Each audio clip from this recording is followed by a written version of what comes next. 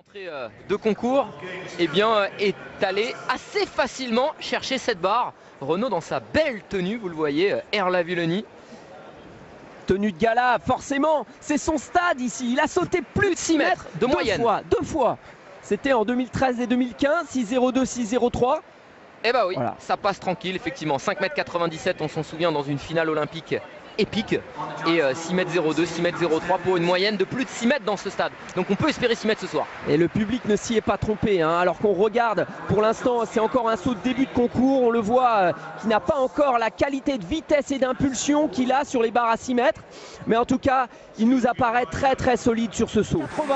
Et puis les championnats d'Europe avec une météo exécrable. Et la 4e, c'est aujourd'hui avec Renaud, avec le leader, avec le patron, le ténor. Allez, on vous l'a proposé tout à l'heure en double fenêtre, hein, ce saut à 5,75 m de Renaud Lavilloni. Le voici plein pot, c'est propre, il est tranquille quand il est comme ça. Hein. Ouais, il va de plus en plus au bout de sa course, Romain. Et regardez, il a dû effectivement changer de perche parce que son saut est à un point haut beaucoup plus au-dessus de la barre et avec une marge impressionnante. Renaud est bien aujourd'hui. Ouais, il est en grande forme. On peut dire même que les deux Français sont en grande forme, hein, parce que Kevin Menaldo qui fait tout au premier essai.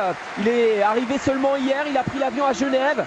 Jusqu'à encore hier matin, il a fait un dernier entraînement dans la salle de musculation. Allez, la réponse du Français Renaud Lavilloni à 5,83 m. Histoire de reprendre la tête du concours. Puisque aux essais, pour le moment, il est en tête avec 2 essais réussis à 5,65 et à 5,75 pour le champion olympique. Renaud ne doit rien changer sur ce saut, il doit faire exactement la même chose qu'à 5,75.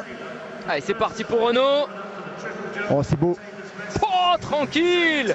Valise pour Renaud. Ouais, c'est pas encore un saut parfait, hein, parce qu'il allonge un peu sa dernière foulée. Je pense qu'il n'est pas encore réglé pile poil dans sa course d'élan. Le meilleur est à venir, je crois, messieurs. Il allonge, mais par contre, il a cette capacité à transmettre à l'impulsion, à faire avancer sa perche. J'ai regardé, je parlais de point haut pour Kenrix, mais là, il le ridiculise pratiquement, lui, parce qu'il ne retombe pas sur sa barre. Il y a de la place devant, il y a de la place au-dessus, il y a de la place derrière la barre.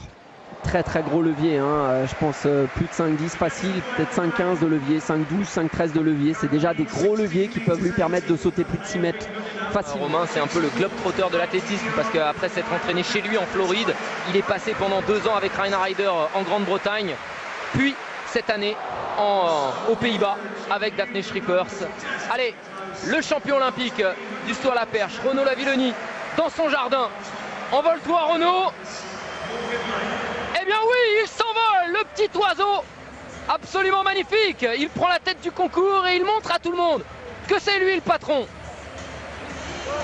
Très très bon saut. Vraiment, Renaud est en train de monter en puissance. C'est encore mieux qu'au meeting de Sotteville où il avait établi une nouvelle meilleure performance mondiale de l'année avec 5,96 m. Regardez. Toujours sa marque de fabrique, un très très grand levier et surtout une maîtrise technique impeccable. C'est un artiste, il ne retient rien, c'est surtout ça qui est impressionnant. Il a des niveaux de vitesse et de fréquence gestuelle qui sont très très élevés, tout en maintenant une amplitude avec l'ouverture de la main droite. Et ensuite, dans le renversé, c'est un maître gymnaste sur sa perche. 5,90 m.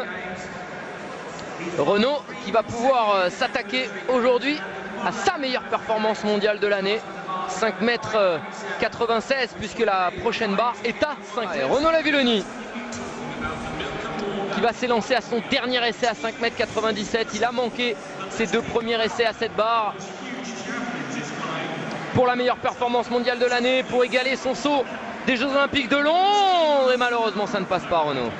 Non, il perd trop de vitesse sur ces 2 dernières foulées. Les 2 dernières foulées, elles sont cruciales.